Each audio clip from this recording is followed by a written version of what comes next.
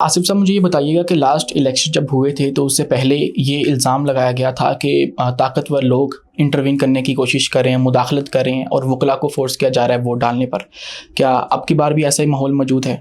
بہت زیادہ، بلکہ اس سے کہیں زیادہ. لاسٹ الیکشنز میں جو انہوں نے منورنگ کی تھی، پورے اپنے ہماری اسٹیٹ کے جو ریسورسز تھے وہ تمام تر جو ہے وہ استعمال کیے گئے، اور ایجنسیز نے بہت اس میں جو ہے وہ کھل کے اپنا جو ہے وہ رول پلے کیا.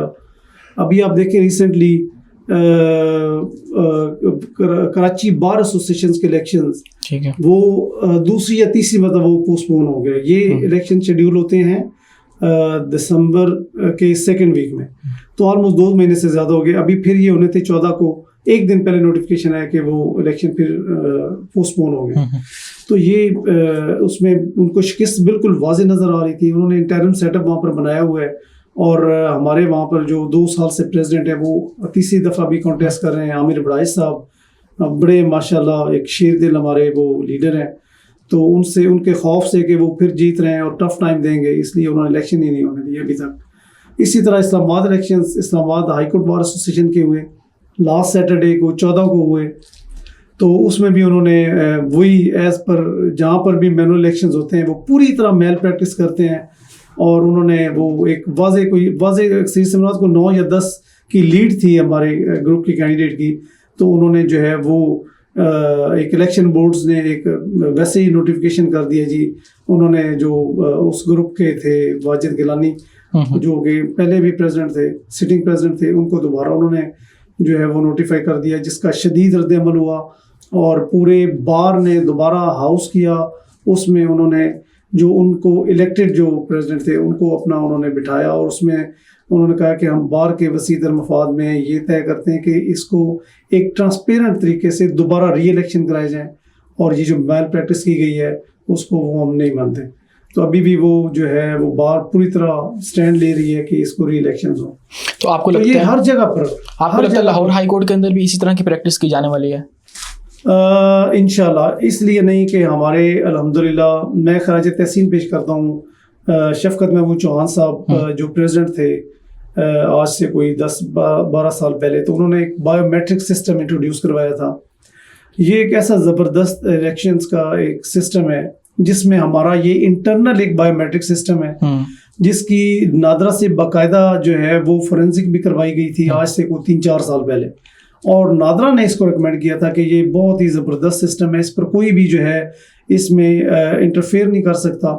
اور یہ بالکل جو ایکچوئل رزلٹ ہے نا اس کے وہ مطلب اس کے نتیجے میں حاصل ہوتا ہے. تو دوسری جو بارس ہیں وہاں پر بایو میٹرک نہیں ہے؟ جی نہیں. ابھی ریسنٹلی فرسٹ ٹائم جو کراچی بار ایسوسیشنز کے ہائی کورٹ بار ایسوسیشن جو Sindh high court bar association Karachi کے فرسٹ ٹائم ہوئے ہیں، تو وہ حسیب جمالی صاحب جیتے ہیں، وہ بھی بایو میٹرکس کے نتیجے میں جیتے ہیں. اب ہمارا یہ لگاتار 3 سال professional group Lahore high court bar association میں جیتا ہے، تو اس وجہ سے جیتا ہے کہ اس میں ہمارا بایو میٹرک سسٹم ہے. کسی کی جو انٹرفیئرنس وہ ویسے تو کر سکتے ہیں کہ کسی کو پریشرائز کر لیں، کسی کے خلاف FIR کر لیں، کسی کو بلیک میل کریں، لیکن وہاں جا کر جو ایک ضمیر کی آواز ہمارے ممبر کو، اس پر وہ جو ہے وہ کسی بھی لحاظ سے اثر انداز نہیں ہو سکتے. لاہور بار میں بھی پچھلے کئی سالوں سے ہمارے الیکشنز ہمارے گروپ کے پریزیڈنٹ جیت رہے ہیں، اور اس میں وہاں پر بھی وہ بایو میٹرک سسٹم کے تحت الیکشنز ہوتے ہیں. اور ہمارے ہائی کورٹ بار میں بھی چونکہ بایو میٹرک سسٹم ہے تو اس وجہ سے وہ وہاں پر میل پریکٹس نہیں ہو سکتی.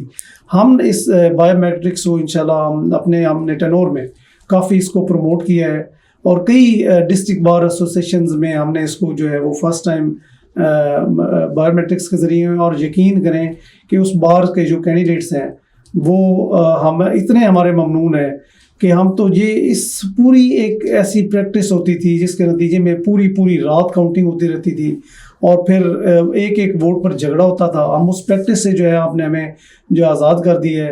اب تو پورے الیکشنز ہوتے ہیں ایگزیکٹ 1 منٹ میں ہمیں رزلٹ مل جاتا ہے، اور اس میں کوئی بھی کسی قسم کی جو ہے وہ منورنگ کی جو ہے وہ چانسز بالکل زیرو ہے. تو آپ کی بار بھی آپ کا گروپ کانفیڈنٹ ہے کہ جیت آپ کی ہوگی؟ جی انشاءاللہ.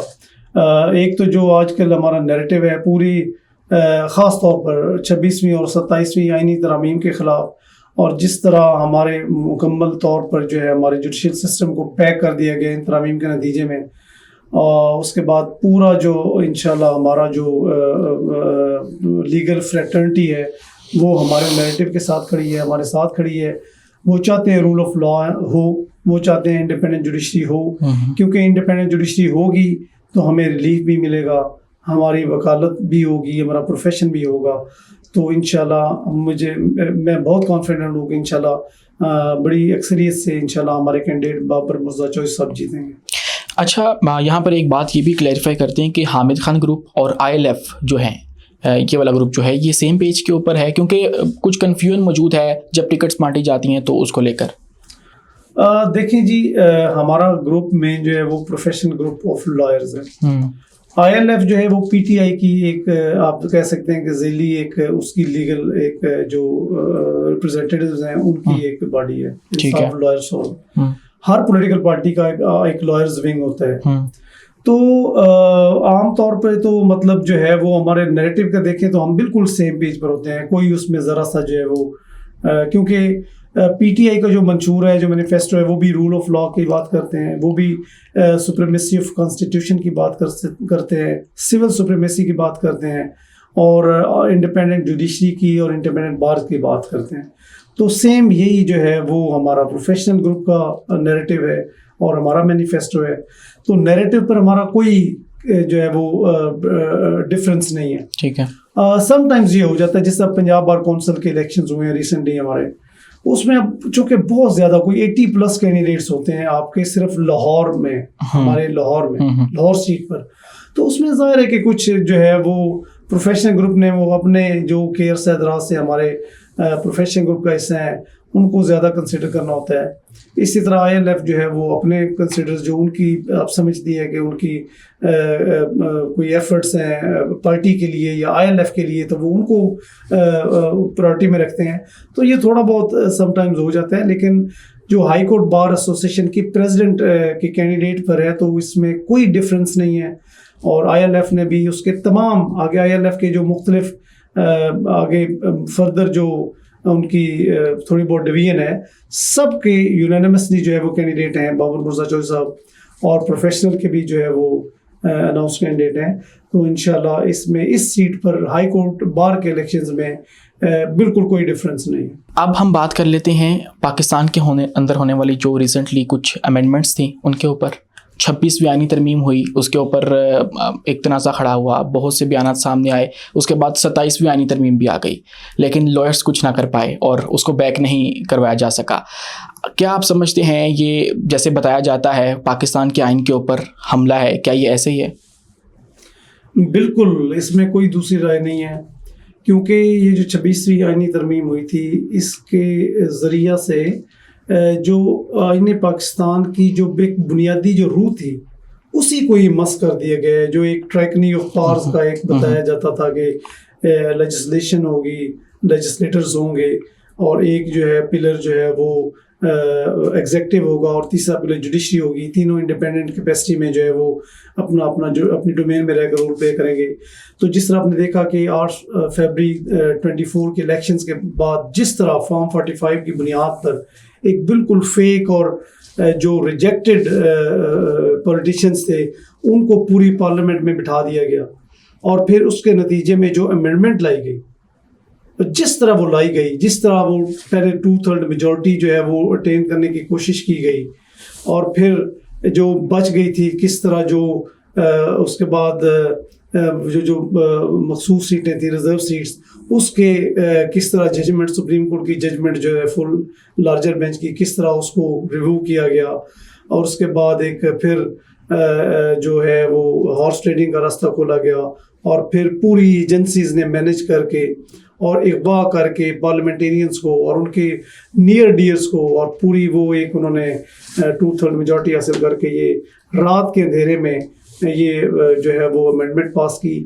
اور پھر امینڈمنٹ بھی وہ دیکھیں کہ جس دن یہ امینڈمنٹ پیش ہونی تھی تو لاسٹ مومنٹ تک جو لا منسٹر ہیں وہ بھی کہہ رہے تھے کہ جی ابھی مجھے مسودہ نہیں ملا. یہ بہت ہی شرمناک بات ہے، اور یہ میں سمجھتا ہوں کہ یہ ہمارے پورے جو پارلیمانی نظام ہے اس کے اوپر یہ بہت بڑا تماچا ہے کہ لاسٹ مومنٹ پر جو ہے وہ لا منسٹر کہہ رہے ہیں کہ ابھی مجھے مسودہ نہیں ملا.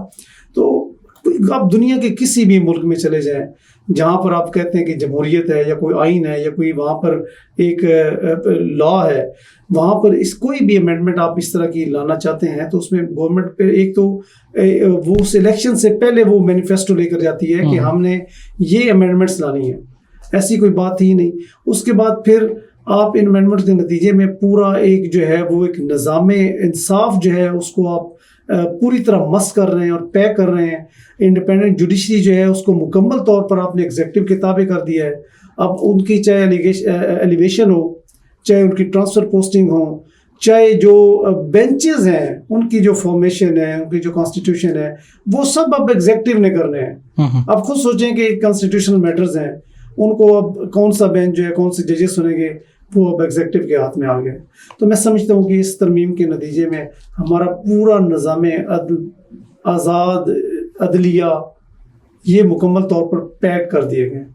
اور آپ دیکھیں کہ اب کوئی بھی جج, اب جب یہ ایک شکست میں ہے کہ کسی ایک ہائی کورٹ کے جج کو ٹرانسفر کر کے دوسری ہائی کورٹ میں کسی بھی وقت کیا جا سکتا ہے, تو کون جج ہے وہ جو گورنمنٹ کے اگینسٹ یا ایک ایگزیکٹو کی منشا کے خلاف وہ فیصلہ دے گا, جس کو پتہ ہوگا کہ میں لاہور میں اگر یہ فیصلہ دوں گا تو اگلے ہی دن میں کوئٹہ میں ٹرانسفر کر دی جائے گی, یا پشاور ٹرانسفر کر دی جائے گی, یا سندھ میں کسی سکھر بینچ میں ٹرانسفر کر دی جائے گی. تو میں سمجھتا ہوں کہ یہ ایک آزاد عدلیہ جو ایک کنسیپٹ ہے وہی مس کر دیا گیا ہے ان ترامیم کے نتیجے میں.